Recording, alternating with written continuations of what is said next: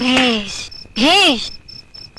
ಇವತ್ತು ನಾನು ನಿಮ್ಮನ್ನು ಮೆಚ್ಕೊಂಡೆ ಕಣ್ಣಲ್ಲ, ಮೆಚ್ಕೊಂಡ್ಬಿಟ್ಟೆ.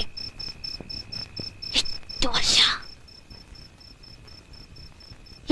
ವರ್ಷ ನನ್ನ ಎದೆಲಿ ಇದೇ ಬೆಂಕಿ ದಗ ದಗ ಅಂತ ಉರಿತಾ ಇತ್ತು. ನನ್ ಸೌತಿ ಮಗ ರಾಮ ರಾಮ ರಾಮ ರಾಮ ರಾಮ ಅವನು ಈ ಮನೆ ಯಜಮಾನಿಕೆ ಮಾಡೋದನ್ನ ನೋಡಿ ನನ್ನ ಹೊಟ್ಟೆಲಿ ಹುಟ್ಟಿದ 3 ಗಂಡು ಮಕ್ಕಳಿಗೆ ಎಲ್ಲ ಅನ್ಯಾಯ ಮಾಡ್ಬಿಡ್ತಾನೋ ಅಂತ ನನ್ನ ಎದೆ ರಕ್ತ ಕೊತ ಕೊತ ಅಂತ ಕುದಿತಾ ಇತ್ತು. ಅದೇ ಇವತ್ತು ತಣ್ಣಗಾಯ್ತು.